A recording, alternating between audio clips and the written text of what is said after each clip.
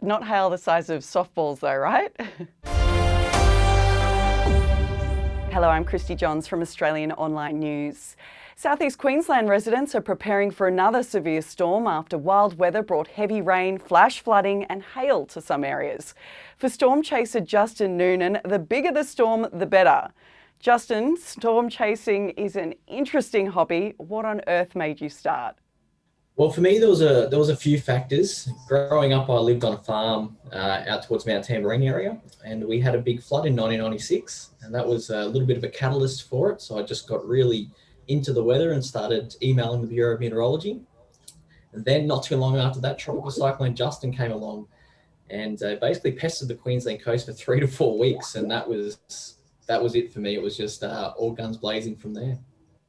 So what do you have to do when you chase these storms? What's the preparation and the process? So basically, when we're chasing these thunderstorms, you get a rough idea a few days out of whether or not you're going to have a chase day or not. So you're just checking a lot of various models. And then the morning of, you'll be checking satellite data, making sure, seeing if it's clear, if there's any boundaries left over from thunderstorms of previous day or anything like that. Checking instability levels, wind shear, and seeing it all come together. Then you basically pick a target area. And for me, chasing in Queensland or New South Wales or wherever, that could be 6, 8, 10 hours drive. Sometimes it's just on the Darling Downs, just like yesterday.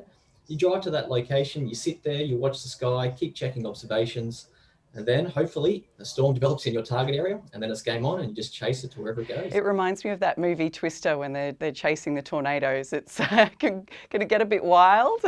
Yeah, absolutely, it does. It is a little bit like that. I've had plenty of close calls as well. We had a very close call with a violent EF5 tornado in Joplin, Missouri in 2011.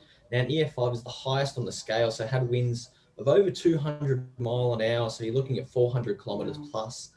It missed us by a couple of hundred metres, but unfortunately it did kill 160 people and was the 7th deadliest US tornado in history. But I've seen giant hail to the size of softballs. I've had lightning crash within 100 metres from me, seen damaging winds up to 150 kilometres an hour.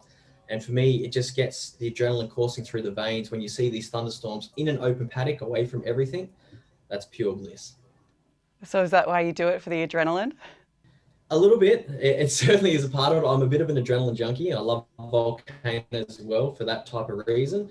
But I just love Mother Nature, and I love the scenery that it can produce. I mean, for me, being able to get out there and chase, you're on the road, you're with friends, you're having a good time, a good laugh. You get to see nature while you're out there, and you just get to see Mother Nature in its greatest form. I mean, it's the most pure thing on the planet, and I just love being able to sit there and just watch it develop. Yeah, and we've been getting some storms lately in southeast Queensland. What have you experienced in the past week? Well, it's been a very active period here for southeast Queensland and inland Queensland. It's been quite nice compared to the last couple of years. We've actually had thunderstorms back again, which is wonderful. So I've been chasing a fair bit so far this season. I've already been out to Western New South Wales. And last weekend I was out around Surat, Roma miles chasing. Yesterday I went to the Darling Downs. We got a couple of really pretty thunderstorms. They didn't quite get as intense as we expected, just because there were so many thunderstorms competing for all that air. So when they do that, they take away a little bit of that intensity. We still got some really nice structure, some nice lightning, some very small hail, and saw some flashing out in the Darling Downs. But thankfully, some of those areas really needed the rainfall to see it today. So is any of your team chasing the storms that are coming this afternoon? Yeah, so I'm working this afternoon, but a couple of people I work with will be out and chasing. And once again, today we may see some severe thunderstorms across the Darling Downs and southeast Queensland with damaging winds, large hail and flash flooding. Hopefully we see some really nice rainfall totals come out of it, because we've been really looking forward to that without the damage, hopefully. Not hail the size of softballs though, right? No, I don't think we'll see hail to the size of softballs, but we could see some golf balls today. And if you happen to be under a supercell, if one really nasty one does intensify, could see a little bit bigger, but fingers crossed that doesn't actually happen. And what kind of images have you taken over the past week of the storms? Have you captured anything quite spectacular? I really have. Last Saturday when we were out chasing southwest of Surat, we actually had an isolated supercell develop. Now, supercell storms, they're the strongest on the planet. They're the ones that produce these giant hail and destructive winds and tornadic events. And we had this one storm go up in the middle of nowhere, and it just spun for an hour and a half right in front of us, dropping huge hail to 5 centimetres, really dangerous lightning, and some of the best storm structure I've seen in Australia and the USA combined. So I was extremely happy. And it was in the middle of nowhere, away from everyone. So that was even better.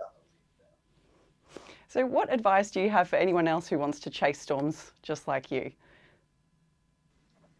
Oh, there's a few bits of information. One, I would just try and pick the brain of more experienced people that have been doing it a long time, because there's a lot of dangerous elements when it comes to chasing, particularly lightning. That's the big one.